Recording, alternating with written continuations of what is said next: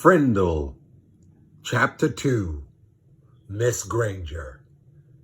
Fifth grade was different. That was the year to get ready for middle school. Fifth grade meant passing classes. It meant no morning recess. It meant real letter grades on your report cards. But most of all, it meant Miss Granger. There were about 150 kids in fifth grade. And there were 7 fifth grade teachers, 2 math, 2 science, 2 social studies, but only 1 language arts teacher. In language arts, Miss Granger had a monopoly and a reputation. Miss Granger lived alone in a tidy little house in the old part of town. She drove an old pale blue car to school every morning, rain or shine, snow or sleet, hail or wind. She had a perfect attendance record that stretched back farther than anyone could remember. Her hair was almost white, swept away from her face and up into some like a nest on the back of her head. Unlike some of the younger women teachers, she never wore pants to school. She had 2 skirt and jacket outfits, her gray uniform, her blue uniform, which she always wore over a white shirt with a little cameo pin at the neck. And Miss Granger was one of those people who never sweats. She had to be over 90 degrees before she even took off her jacket. She was small as teachers go. There were even some 5th graders who were taller, but Miss Granger seemed like a giant. It was her eyes that did it. They were dark gray, and she turned them on full power. They could make you feel like a speck of dust. Her eyes could twinkle and laugh, too, and kids said she could crack really funny jokes, but it wasn't the jokes that made her famous. Everyone was sure that Miss Granger had X-ray vision.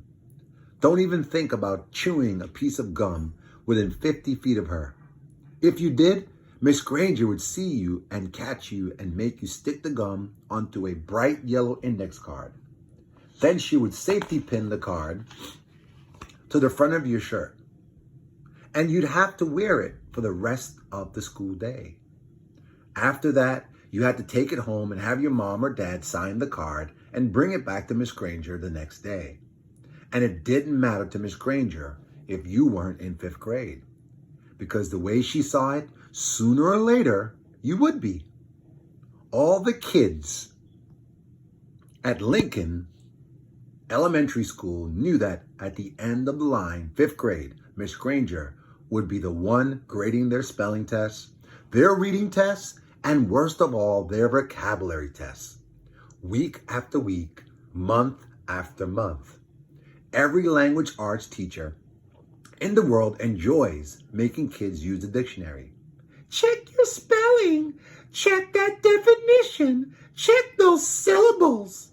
But Miss Granger did just enjoy the dictionary. She loved the dictionary, almost worshipped it. Her weekly vocabulary list was 35 words long, sometimes longer. As if that wasn't bad enough, there was a word of the day on the blackboard every morning. If you gave yourself a day off and didn't write one down and looked it up and learn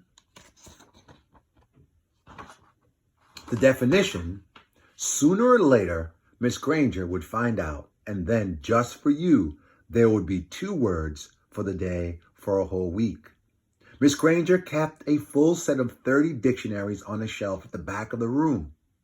But her pride and joy was one of those huge dictionaries with every word in the universe in it.